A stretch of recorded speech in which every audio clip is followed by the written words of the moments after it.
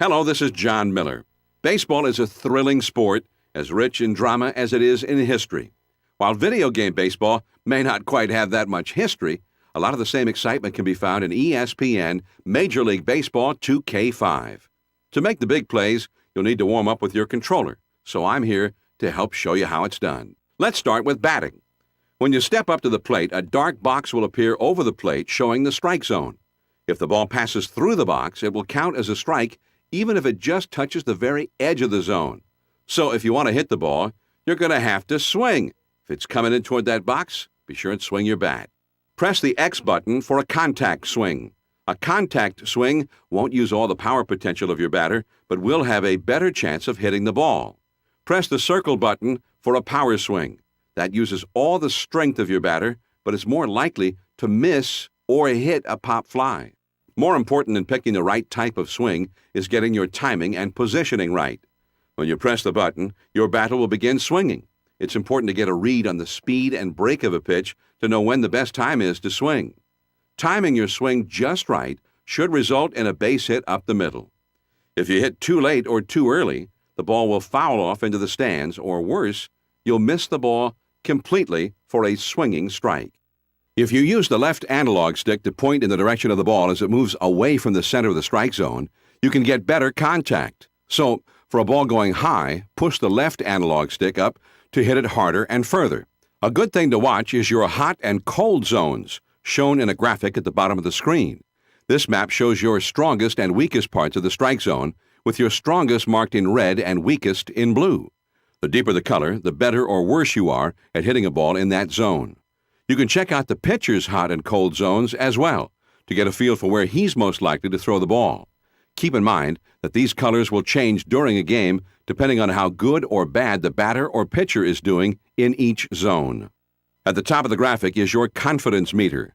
A batter will gain confidence with every good play that he makes and will lose confidence with bad plays. In an instance where you have a man on base, a weak batter coming up, and can afford an out, you may want to bunt the ball to make a sacrifice and advance your runner. Press and hold the triangle button to set up for the bunt. Then use the left analog stick to move the bat around to meet the pitch. Once you're in your bunting stance, you'll see an arrow appear in the field showing you which direction you're intending to bunt if you make contact. If the pitch is made and you think it's not going to cross the strike zone, you can tap the X or circle button for a check swing. Press it too long, though, and you'll be committed to a full swing. New to the game this year is Slam Zone. With this feature, you can get the feeling of what it's like to be a big league hitter who's got the pitcher timed and is seeing the ball extremely well. When a pitcher makes a bad pitch, you'll know it because the location of the ball will be given away. When that happens, you might also see a red-colored targeting crosshairs appear. That crosshair is the batter's eye. Place the batter's eye over the location of the pitch to have your batter enter Slam Zone. Once you've entered Slam Zone, you've got the pitcher's number. It's time to muscle up and try driving that ball out of the yard. Once you see the power meter appear on screen, tap the X button rapidly to start powering up for a crushing hit.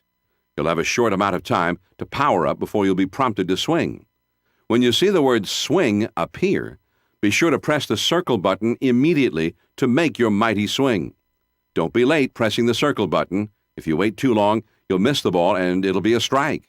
Slam Zone is the perfect time to slam your opponent's mistakes out into the cheap seats. Good defense starts with good pitching. And to pitch well, you need to know your controls. In this video, I'm going to talk about how to put batters away and rack up the strikeouts using the brand new ESPN K-Zone pitching controls. When you're pitching, a box showing the strike zone will appear, just like when batting. But now, you'll have a circle icon you can move inside and outside the strike zone by pushing the left analog stick. This circle icon shows where you'll attempt to throw the ball, so try to keep it in the batter's weakest zones. A chart at the bottom of the screen will show both the pitcher's and the batter's hot and cold zones. Use these charts to decide the best location for your pitch. These charts will change over the course of a game, depending on how well the batter and pitcher perform in the different zones. The pitching icon shows you what pitches your pitcher knows how to throw. Some pitchers know how to throw more pitches than others, and some throw different types of pitches. Next to each button is a meter telling you how strong your pitcher is with that pitch. The more you use a pitch, the weaker he'll get at it, so it's a good idea to mix your choices and keep the batter guessing. Once you're ready, move the circle icon to the place you want to throw, then tap the button assigned to the pitch you want. After you tap, a crosshair will appear on the circle icon, and markers will move along the lines of the crosshair toward the center of the circle. Tap the button again once the first marker reaches the center of the circle, then tap it again when the other marker reaches it. The closer you get to the center of the circle, the more accurate that pitch will be. If you tap at the right time and center both markers over the circle icon, you'll pitch exactly to the point you chose. If you tap too soon or too late, the circle icon will drift, changing the location of your pitch. If you really botch tapping the button and put both markers outside of the outer circle, a fat pitch will be made and you'll risk putting the batter into slam zone. And if you watch the batting video, you'll know how easy it makes putting one out of the park, so try to keep the markers inside the circle. You can throw faster by pressing and holding the button you use to select your pitch. Once you hold, the outer accuracy ring will shrink. As you might expect, the smaller the circle icon, the harder it is to throw an accurate pitch, so speed will compromise accuracy. Release the button early to find a balance between speed or accuracy, or hold it down all the way for a burner of a pitch. The rest of the process will be the same, just harder. Miss your accuracy comfort zone, and you'll be much more likely to put the batter in the slam zone. Putting extra effort on pitches has one other side effect. The more juice you try putting on a pitch by holding down the button, the faster your pitcher will tire. You can check out your pitcher's current stamina level by viewing the meter found in the pitching icon. Be sure to put in a fresh pitcher out of your bullpen when your pitcher's out of gas. If a runner is on base and you want to keep him honest, use the directional buttons to throw to one of the bases for a pickoff attempt. Press right for first base, up for second base, and left for third base. You can also press and hold L1 and move the left analog stick if you just want to intimidate the runner. When you play against the CPU, you don't have to worry about your opponent seeing where you plan to pitch. But if you're playing with a friend, that's a different matter. That's where our new fake target feature comes in. If you want to throw the ball down and away, but want to make your friend think you're pitching high and tight, push the circle icon low and out, then press R1. You'll get some rumble feedback to let you know you've done it. Once you've pressed, move the circle icon up and in. Choose your pitch, then hit your markers, and if you line everything up, you'll throw a perfect pitch toward the position you were pointing at when you pressed R1. You can pull as many times as you need to fake out your friend. Just remember that you'll be aiming for the last position you were at when you pressed the fake target button. Pitchers oftentimes have to pitch themselves out of tight jams, making for some nervous situations. The pressure level will increase based on the game situation. You'll know if your pitcher is feeling nervous about a particular situation when you see the pitching cursor begin to pulse and feel the pitcher's heartbeat vibrating your analog controller. ESPN Major League Baseball 2K5 takes baseball video games to a new level by giving you more control than ever with your base running. Good base running will bring in more runs than home runs will, so be sure you know the controls before you step up to the plate.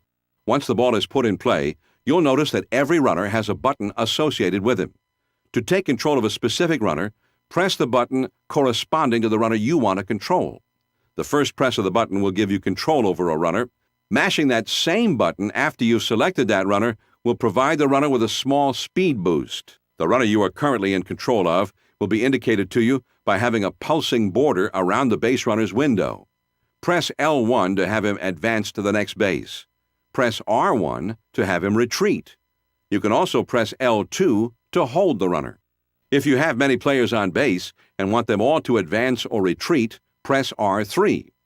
Then press L1 to advance or R1 to retreat. Or you can just use the directional buttons by pressing left to advance all or right to retreat all. Finally, pressing R2 will have all your runners hold.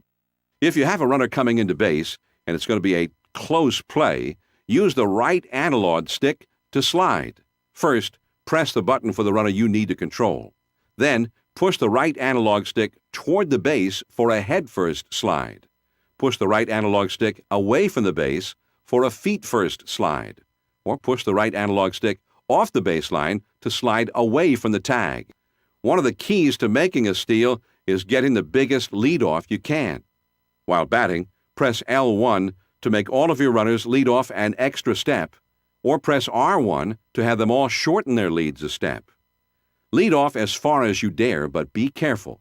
You lead off too far, and the pitcher will try and pick you off.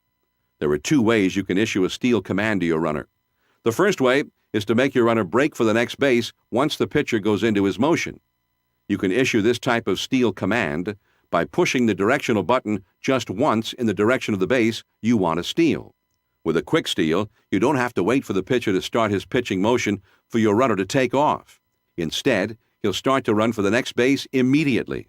Quickly double-tap the directional button in the direction of the base you want to steal. Don't get greedy using this ability. If you try to steal too early, the pitcher will have plenty of time to react and throw you out. These controls will get you through the game, but if you're playing against the CPU, you can take direct control of your runners using our new base burner mode. When you have a runner on base, push the right analog stick in the direction of the man to base before the pitch. At this point, you're in control of the base runner. Move the left analog stick back and forth to change how much you lead off. Don't lead off too much, though, or the pitcher will be tempted to pick you off. If he tries to, press L1 to jump back toward the bag. Wait until the right moment, then press R1 to steal a base. If you get a good lead off and press early enough, you should make the steal. Be sure to pay attention to the bar under your runner showing his speed rating. You should only attempt steals with fast runners who are most likely to make it safely to base. Just as in the normal game, you'll be able to give your runner a small speed boost when in base burner mode. Once the ball is put into play, the speed rating bar will be replaced with the base runner turbo bar.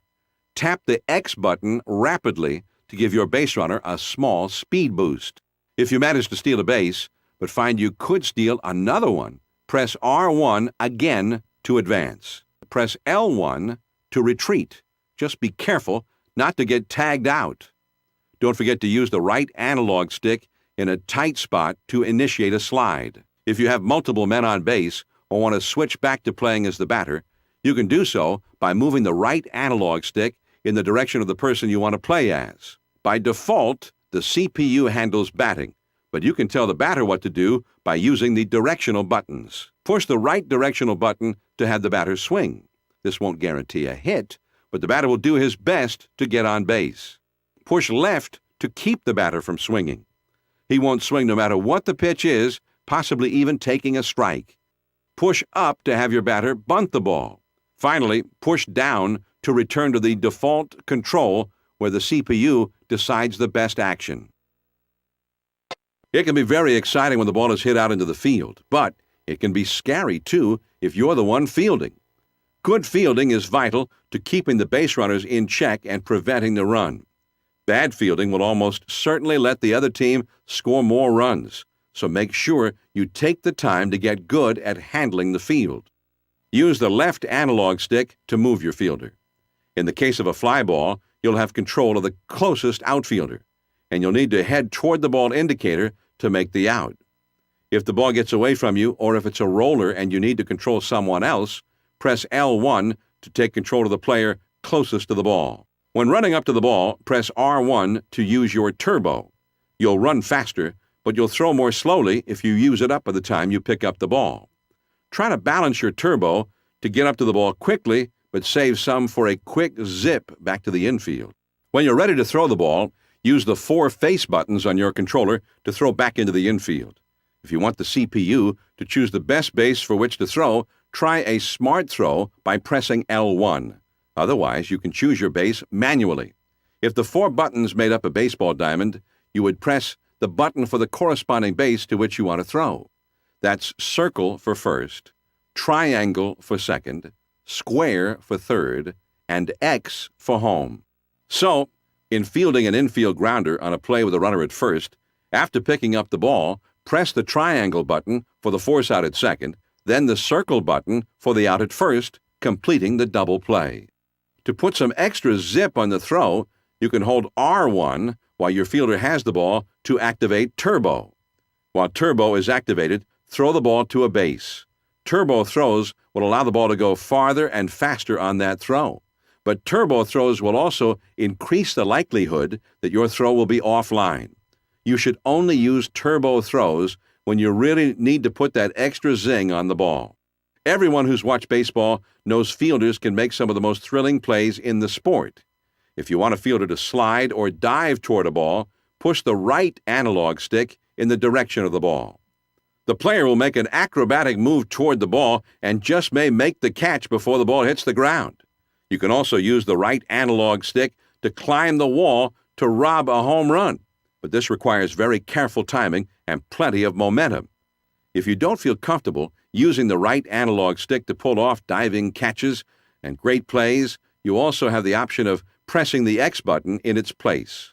Finally, it isn't very professional, but sometimes you'll see this icon when a pop fly is hit, and the fielder has some time to show off. If you see it, you can push the right analog stick in any direction to activate a showboat catch. Your fielder will attempt a slick catch that will make it more likely he'll miss it, but also more likely he'll make the highlight reels. There are benefits to a successful showboat move, but they should only be used when you're ahead by several runs in the game. Now, that brings us to the ninth inning in these tips videos, and it's time to bring on the closer. Now that you know in your head how to play the game, it's time to teach your hands, and the only way to do that is with practice. Start up with a couple of quick games against the CPU, and try out all the controls we've discussed. To start off, you might want to go into Options and choose Difficulty, and make sure it's set to Rookie. Once you've gotten comfortable with the controls, you can move up to higher difficulty levels or customize how hard the game will play.